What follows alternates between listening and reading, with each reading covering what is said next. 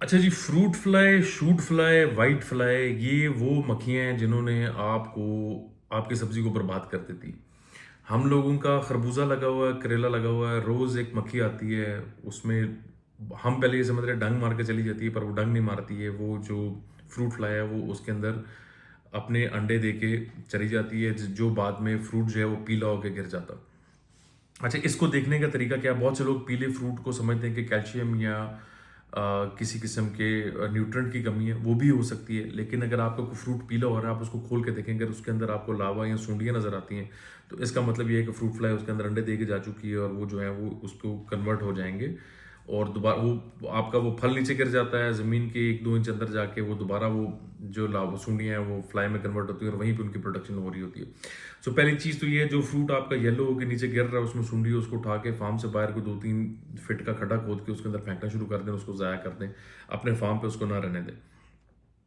दूसरी जो है वो व्हाइट फ्लाई बहुत तंग करती है और उसके अलावा उसका उसका भी यही है कि वो आपका फ्रूट जो है वो सूख जाता है और उसके बाद गिर जाता है। अब इनको अगर तो आपका एंटी इंसेक्टिसाइड लगा हुआ है या टिश्यू लगा हुआ है तो बड़ा बेहतर कंट्रोल हो जाता है। अगर आपका नहीं है, जैसे करेले को बाद में पोलिनेशन के लिए हमें उसके ऊपर से एंटी इंसेक्टिसाइड जो है वो उसको उतारना पड़ता है, या जो खरबूजा है उसके ऊपर से भी हमें उसको उतारना पड़ता है, टिंडी के ऊपर से भी उतारना पड़ता है।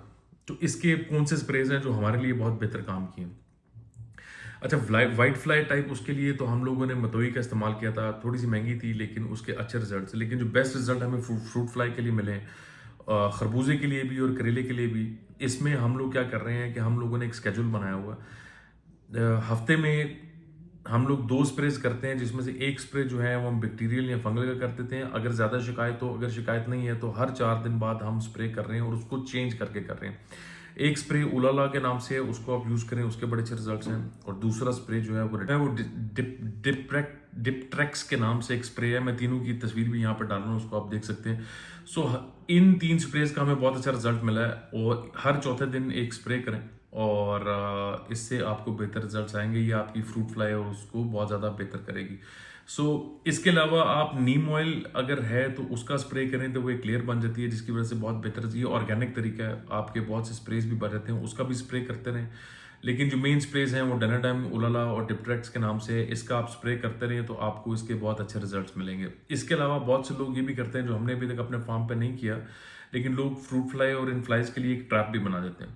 वो ट्रैप्स इजीली मेरे ख्याल में कुछ वेबसाइट पे भी अवेलेबल है, नहीं तो अली एक्सप्रेस या चाइना की किसी वेबसाइट से आपको आसानी से मिल जाएंगे। वो एक ट्रैप बन जाता है जिसके अंदर आप दवाई डालते हैं और सारी की सारी मक्खियाँ उसके अंदर जो है वो ट्रैप होना शुरू हो जाती हैं और आपको बड़े हद तक निजात मिल जाती है। हम उस पर तजर्बा करके इंशाल्लाह आपको नेक्स्ट ईयर ज़रूर बताएंगे कि उसका हमारा कैसा तजर्बा रहा। ये 3 स्प्रेज लाजमी ट्राई करें और अपने फ्रूट को खोल के ज़रूर देखें कि उसके अंदर आपको सूंडी नज़र आती है कि नहीं। बहुत से लोग पीला फ्रूट हो रहा है लेकिन वो कैल्शियम और नाइट्रेट और कैन गुआरा और वो देते रहते हैं कि कहीं न्यूट्रिएंट्स की कमी है, बट एक तो उसको खोल के देखें, अगर वो पीला हो रहा है, उसके अंदर सूंडी है, तो उसका मतलब उसके अंदर फ्रूट फ्लाई का अटैक है।